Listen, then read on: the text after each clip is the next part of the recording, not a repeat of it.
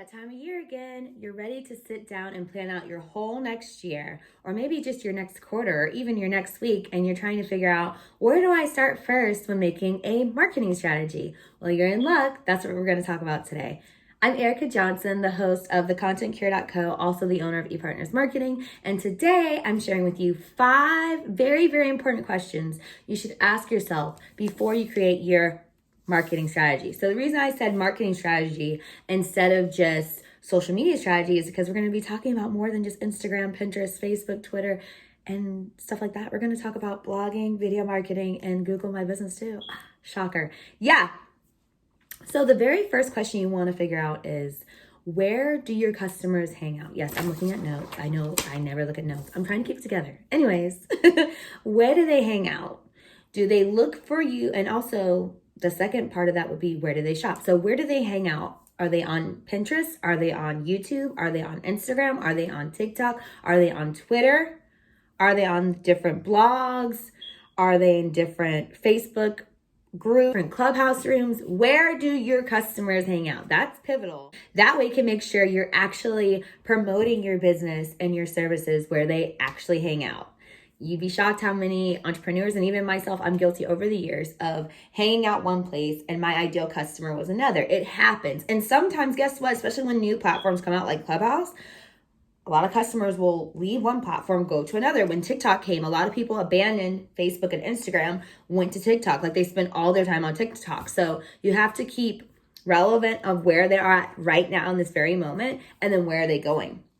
A good example of this is Lush actually removed themselves from Instagram and Facebook because of the studies that came out. And so, from now known as Meta, I was going to say formerly Meta, but no, formerly known as Facebook, now called Meta. So just keep that in mind, that your customer might not always hang out there year to year. So you have to be, again, aware of, where are they actually hanging out? Are they on Etsy? Are they on Sizzle or Dazzle or so? You know those different platforms. Are they on Creative Market and not on Etsy anymore? Like you have for digital product people out there, wink, wink. Where are they hanging out? Okay. How do they shop? So I think, I wish I had another phone as an example. Yes, they're shopping on their phone. What does your online home, what does your website look like? Are they going straight to your website, like typing in www.target.com, or are they finding you from one of their family and friends that used you, and then they're saying www.whatever your website is.com? Are they going to Google first? And on Google, do you have your Google My Business set up? Do you have your Google, everyone over 30, Google Maps? Do you have your Google Maps listing set up? Did you verify? Did you check your emails? Did you check your mailbox? Things like that. We'll have a whole nother episode diving into that, but literally, how do they shop? Are they on Instagram? Do they actually go to Instagram shopping and Facebook shopping and purchase there? Do they actually running their credit card? Do they use Apple Pay, PayPal? If your customer uses those, purchase now, buy now, pay later type of services, do you have those already on your website? Do you have the content needed to explain, I do accept these? And I know you're thinking, content, what do you mean? It's nice if you have some sort of payment method page. This is for all those Shopify, WordPress, WooCommerce, Big Cartel people out there. It's nice if you have a payment method page and you say the different payment methods you accept, and you actually say, hey, we actually are with Afterpay, ShopPay, Klarna, Apple Pay. We accept those. That way people, it's very crystal clear, right? Just save yourself. Wink, wink. And like I said, you want to make sure you have that crystal clear how they can shop. Yeah. Also, beyond just to piggyback or to go back a few steps to Facebook shop, your social media accounts and your website, all of it should be very crystal clear and make the client or customer drawn in, comfortable, they want to purchase. It should not be a stressful, hard sell online. It should be very, I'm ready to buy. It's especially important if you have a brick and mortar store, because you might accept more payments online than you do brick and mortar. Example, there was a shop I went to here locally. They didn't accept Apple Pay in person, but on their online store, they actually did. So keep that in mind. What's the shopping experience like in person versus online? And also for your in-person, how are you drawing people in? Are you hosting pop-ups? Are you doing flyers? Are you running ads? Facebook and, traditional, Google ads, newspaper, radio, sponsoring events, stuff like that. Are you hosting your own events? Okay. That's important. That's a part of marketing. And that's why I'm saying, how do they shop? Do you go to like those arts markets, stuff like that? Where do they, again, going back to where they hang out, how do they shop?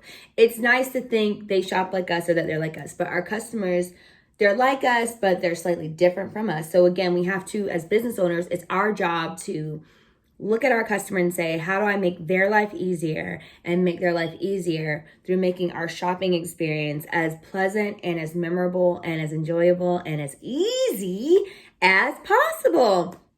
Another thing you'll want to really, really get down pat or be working towards is, how does your customer describe your service? So we do this all day, every day. I should probably turn the oven off, right? It's gonna aggravate the heck out of me. I was really trying to be a super professional YouTuber.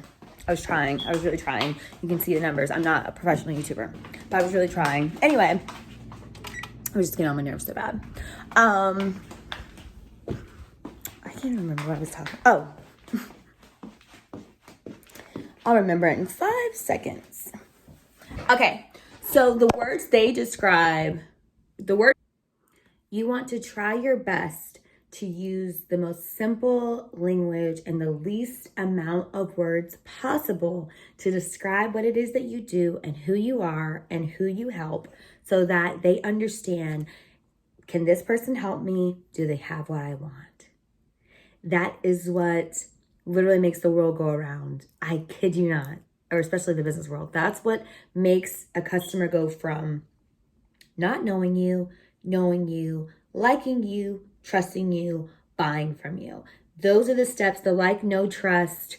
Your job is not to be the know-it-all and the genius. Your job is to make them feel comfortable and smart, like they're making a great decision. That's your job.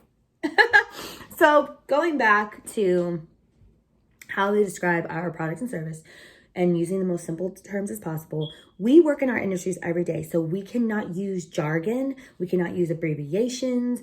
Now contractions, of course, like she'll, he'll, they'll, they instead of they will.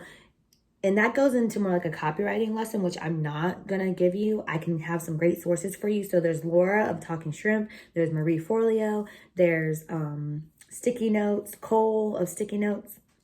Those are people I've learned about copywriting from. So definitely seek out their courses and resources. But again, with me being a designer and also helping people with copy from time to time on their website project, that's what business owners, that's what I see them struggle with quite often. It's describing their business and being confident describing their business. Well, how can you be confident describing your business? You can be more confident describing your business by making it super, super simple for the person to understand. Get really comfortable explaining your business and your product or your service to a 5-year-old. So example, this is a water bottle. It's empty. There's no water in it. I'm not going to talk about the molecules in it. I'm not going to tell you where it came from. I'm not going to go into depth about, how many years the water bottle company had been in business. It's literally, you get it. There's water in it. You drink it. It's water. This is a business card. I put your company name, the logo. I didn't design this one, by the way, but just as a pure example. So your logo, your business name, your contact information. This is something that you leave with people when you meet them out networking or at lunch, brunch, whatever. And they have it with you and they can contact you when they want to. Something I learned in sales school is you get really used to, can you sell me this pen? You describe the pen, you talk about the benefits and features and all that good stuff. That's what you have to do with your products and services, but again, in a very simplified manner. Keep it simple, sweetie.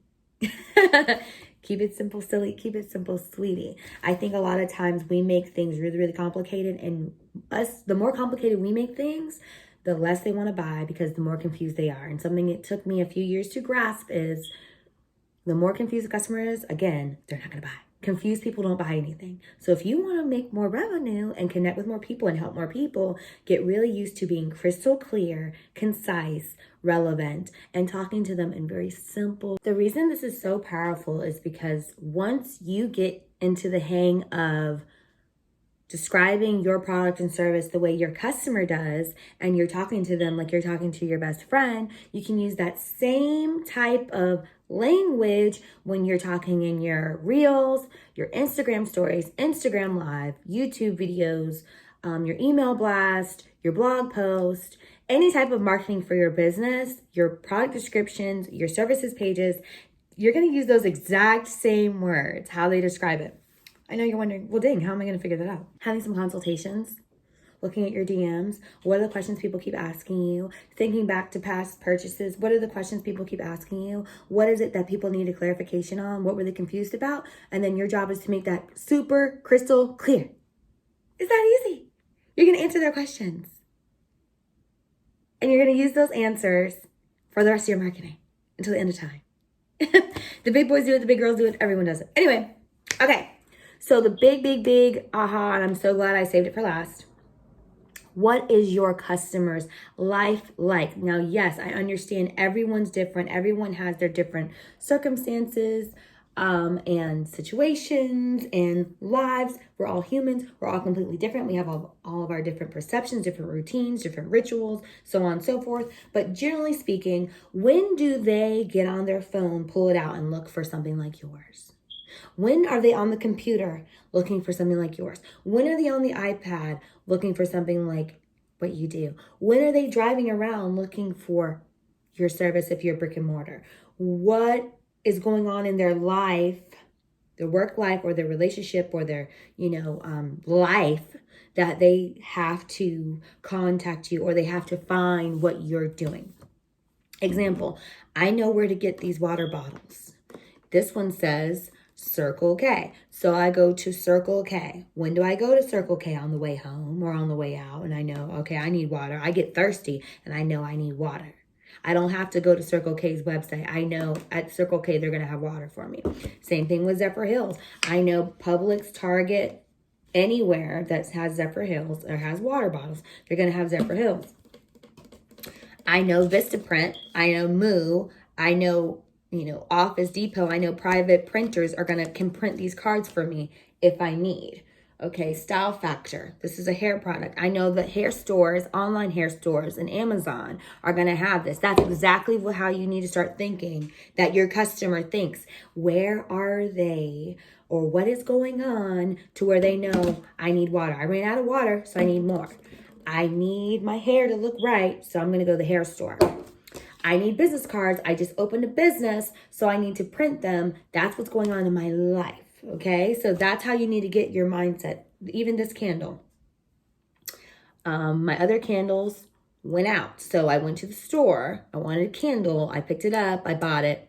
Boom. It wasn't rocket science. I think a lot of times, a lot of entrepreneurs overthink everything with our business. And again, going back to the keep it simple, sweetie, make it super, super simple. In the busy, noisy world that we live in, you want your customers to feel like they're special, they matter, and they're heard and they're understood. That's the whole goal of everything we do in marketing, literally. Whether it's posting, blogging, YouTubing, podcasting, hosting events, doing pop-ups, anything like that, sending out postcards, sending out gifts, sending out flyers. We want, networking, getting on stage, that is a form of marketing. Writing books, that is a form of marketing. That's the whole goal, making your customer feel understood, appreciated, and special. So again, what is their life like? What's going on in their life to where they find you? And guess what? We're not their savior, we're their helper. I'll say that one more time. We're not the hero, they're the hero. We're just like their fairy godmother. We help them along in whatever their issue was. Right? Example, lady did a balloon arch for my daughter's birthday. Amazing balloon artist, Sandra of Serenity Products and Balloons. Okay, she did an amazing job. She was not the savior. She was the fairy godmother. She guided me in the direction and she exceeded expectations. Everyone loved the balloon arch she did. The balloons are still blown up, believe it or not, all these weeks later, nearly a month later, okay? She did an amazing job. And I said that to say she did a great job of explaining a simple way. She didn't go into detail about balloon arches. She didn't give me a whole dissertation about balloon arches and balloon art. She just showed me a little bit of what she could do. And then, like I said, she blew me away. She didn't show me what she was going to do. She did it, and she exceeded my expectations. So guess what? As service providers, as entrepreneurs, that's our job to our customers. Same thing. That's what we do. We help them. We help them look better. So I'll run down again the 5 things that you should ask yourself before you sit down and do your marketing strategy for next year. Where do your customers hang out? What social media platforms are they on? What events do they go to? What magazines do they read? What television shows do they watch? What podcasts do they listen to? So on and so forth. Where do they shop? Are they looking for you? What social media platform? That kind of goes back into where they hang out. How do they describe our products or service? What words do they use? And then also, what is their life like? Those 5 things will make a huge difference in your marketing efforts next year. I'll have to go back to what I said number 2 was, and my phone kept dying, so I had to keep uploading it. But yeah, thanks so much for watching. Let me know in the comments below if you have any questions. If you want to book a consultation for next year, let me know. I'd love to help you with your design, social media, or PR project. Bye. See you next time.